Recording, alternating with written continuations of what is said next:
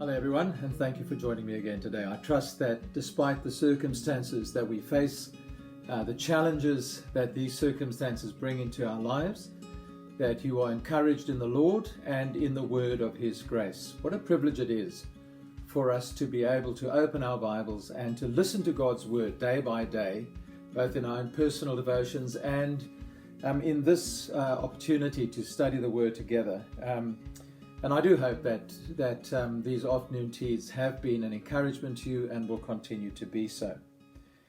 Today we look at Psalm 129, and we look at the psalmist not speaking personally, but now on behalf of Israel. So there's an echo of Psalm 124, where again that phrase, "Let Israel now say," which we have in verse 1 of our psalm. The psalmist speaking on behalf of the people. And what is in view is the affliction that these people of God have experienced from the hands of their enemies. Now that's been a common theme throughout the book of Psalms and also in the Songs of Ascents. We've seen scorn and contempt from the enemies, the pilgrim dwelling in a land where God is not honored, in a world where God is not honored, in a world which seeks to make rules and regulations for itself and rejects the rules of God, like in Psalm 2, where the kings of the earth and the great ones want to throw off the Lord's fetters and rip apart his cords. And there's a reference to cords here that the Lord will cut, the cords of the wicked, as we'll see in verse 4. So this psalm is set in a hostile world. It's set in a world in which God's people suffer persecution. Not only scorn and contempt, we've had that before, but now this picture of affliction and this rather graphic and rather terrible image in verse 3 of plowers plowing upon the back. Maybe you could imagine stripes from a beating. That might have been in view if you think about Israel in Egypt in bondage. The taskmasters whipping them in order to get them to make the bricks. Whatever that image is of bondage and of affliction, this is the picture that God's people face in this psalm. But what is striking is that although they express the depth of pain about this affliction, in fact it's repeated in verse 1 and verse 2, "Greatly have they afflicted me from my youth, greatly have they afflicted me from my youth." There's a very confident note in the psalm. Did you notice that at the end of verse 2? Although the people of God have been greatly afflicted, even from the earliest days, the enemies have not prevailed. Now, of course, Israel's youth is in view here, beginning in Egypt with slavery and bondage and the affliction they suffered there. And that's a common theme in the book of Exodus.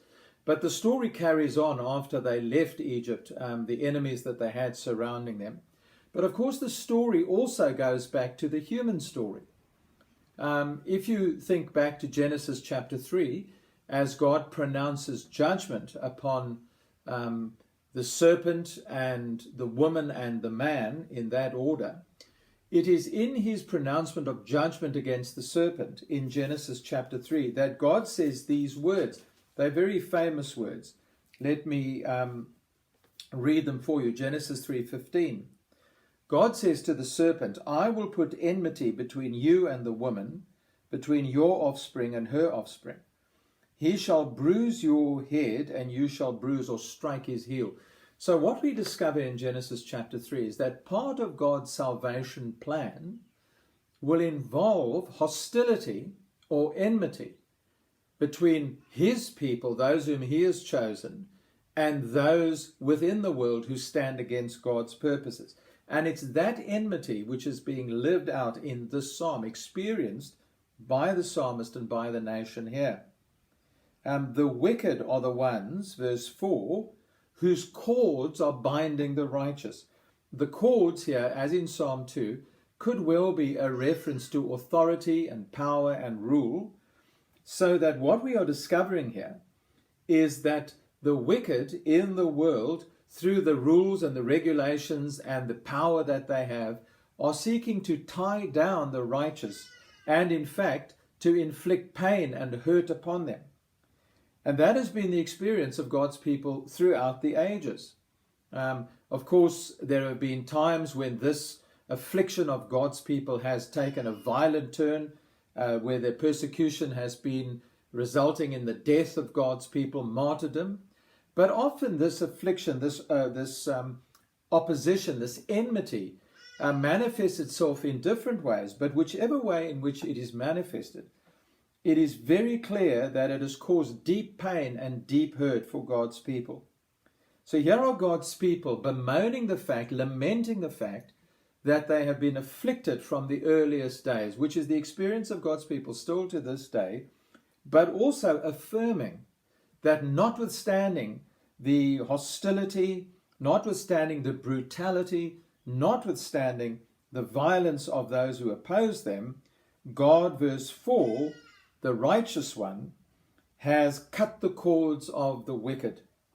What a great thing that is, that God in the end will give victory to his people, that in the end the wicked will not prevail, not because of the tenacity or the perseverance of the righteous, but because of the righteousness of the Lord, who in the end will deliver his people from their enemies.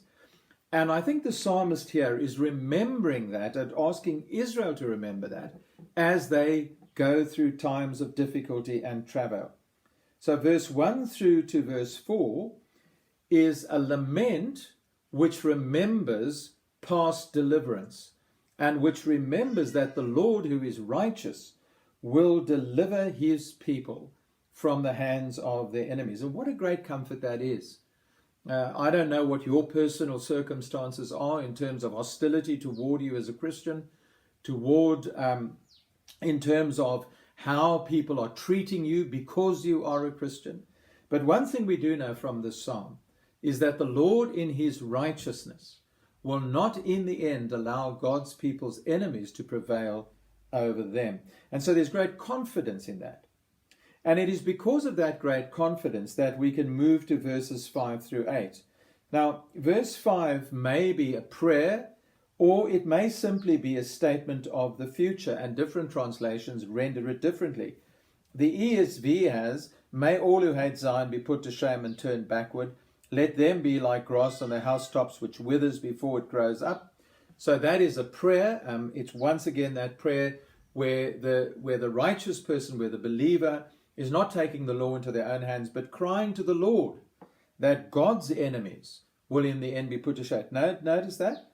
The psalmist doesn't say, "May all who hate me." He says, "May all who hate Zion." That is, those who stand against God and against his purposes, as in Psalm 2, who seek to break the bonds of the Lord and his anointed one, may they in the end be put to shame and turn backwards. That is, may their plans and their schemes not prosper. May the schemes and the plans of the wicked to overthrow God's kingdom and establish, if you like, their own rule in the world, this world run by human beings for their own benefit, not for God's glory. May the Lord oppose such things and in the end turn their plans backwards. But it might also be that the simple future tense is better, where the psalmist is actually saying, this is a fact of the future. All who hate Zion will be put to shame and turn backwards. They will be like the grass on the housetops, which withers before it grows up, with which the reaper does not fill his hand. You see the absolute insubstantiality of the wicked and their schemes. A handful of grass, that's all it will amount to. And they will never, verse 8 then, be part of the community where God's blessing is enjoyed. So verse 8, nor will those who pass by say, the blessing of the Lord be upon you. We bless you in the name of the Lord. That's looking forward to the day when God vindicates his people. And when God's people will be able to greet one another in the name of the Lord and the blessing that the Lord gives. But for the wicked, for those who oppose God, for those who stand against his rule and his dominion, that is not the future they will have.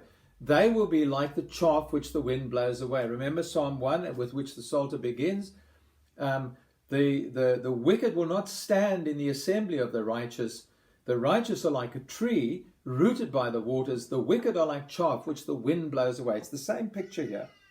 So the grass, the insubstantial grass which withers and dies and is blown away in the wind, they, the wicked, will not stand in the end when God's new creation dawns, when his kingdom is established. They will be excluded from God's blessing and the presence of the Lord and his people. But those who trust in the Lord and those whose hope is in the name of the Lord, notice that we bless you in the name of the Lord. Those whose hope is in the name of the Lord who is righteous, they will never be turned back or put to shame. And so there's a great encouragement in the psalm, dear friends, for us to keep trusting the Lord and to keep following him, even when our discipleship is costly. Yes, we can cry out to the Lord and bemoan the fact that we are afflicted, that we are opposed, that we are persecuted in whatever form that persecution may take. Sometimes words, sometimes far worse. But whatever the circumstances, we know this, that the Lord is righteous, that he will cut the cords of the wicked, that in the end the wicked with all their schemes and plans will not prevail, that God's kingdom will be established, and that the Lord himself will rule, and that all of his people who have experienced God's deliverance in this life will certainly experience the fullness of his blessing in the world to come. The time will come when God's people will be able to say, the blessing of the Lord is upon you. We bless you in the name of the Lord. Remember, that's how Psalm 134 ends, with this blessing from those who stand in the house of the Lord to complete these books of these songs of ascents.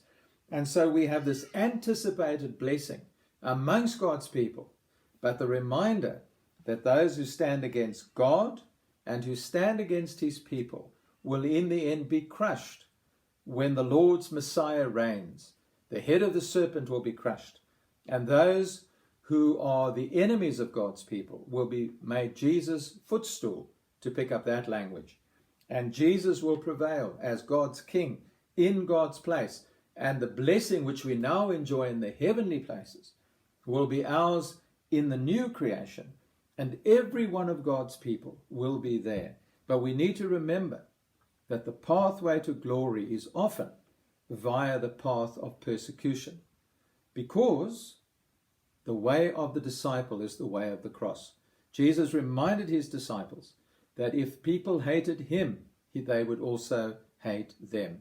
Remember, in this world you will have trouble, but be of good cheer, says Jesus, for I have overcome the world.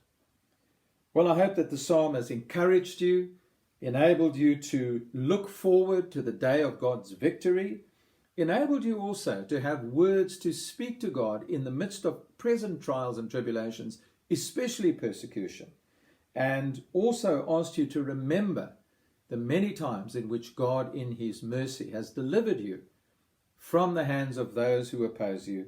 And the Lord who is faithful then is the righteous Lord, and he will be faithful to the very end. God bless you. Look forward to seeing you tomorrow.